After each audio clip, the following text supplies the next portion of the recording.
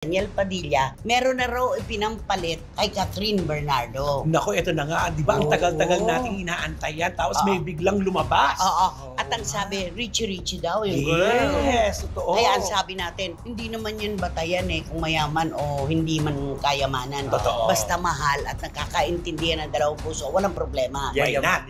At yun nga po mga kachika, nung una blind item pa na lumalabas ang girl.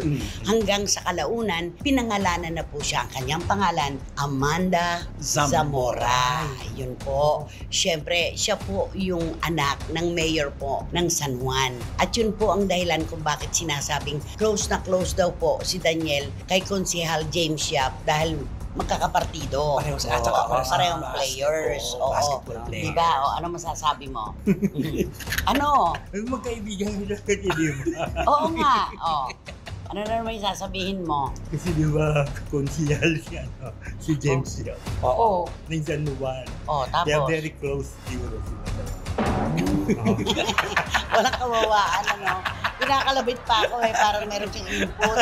Di ba? Yung pala sasabihin niya. Yun nga po. Pero nung pangalanan na, ang babae, nilinaw ang issue. Nakiusap siya talaga na huwag po siyang idinadamay sa isang kwento na wala siyang kinalaman.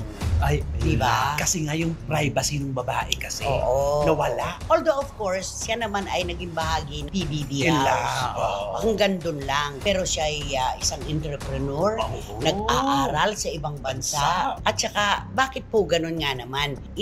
Dinudugtong ang pangalan niya kay Daniel Padilla. Samantalang, wala namang silang komunikasyon. Diba? Diba? Nakakaloko nga ang mga tao.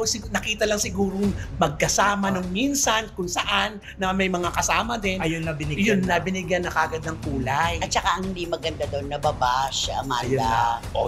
Alam mo naman ngayon, merong mga kampi-kampihan, di ba? Kapag nadikit ka sa kanilang idolo o kapag nadikit ka sa sino mang hinahangaan nila, andun ang bashing. Kawawa naman. Ikaw yung laging masama.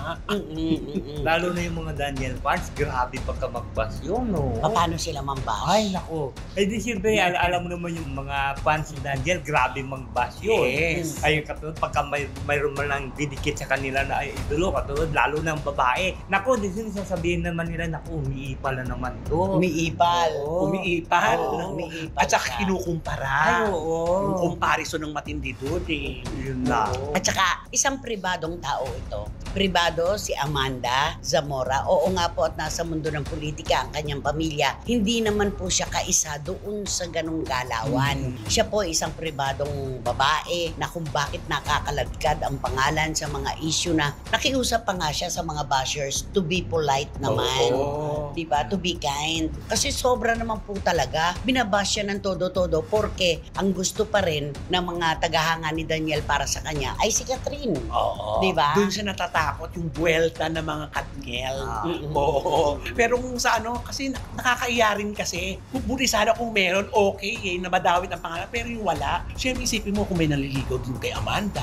Diba? At saka, mayroong mga bashing na, hoy, kung di ka pa mayaman, hindi ka papatulan ni DJ. Diba? Ang sakit-sakit naman yun. Parang lumalabas, kasalanan pa po niya, naging maayos ang pamilyang kinaaaniban niya na kung wala siyang pera, hindi siya liligawan at kakarelasyonin ni Daniel Padilla. Napakapangit ng insinuasyon. Correct. Kaya nararapat lang po talaga na itama ang kwento, wala silang relasyon ni Daniel Padilla. Ayan, yung babae na mismo ang nagsalita. So wala na yan, period na yan. She's out of the issue.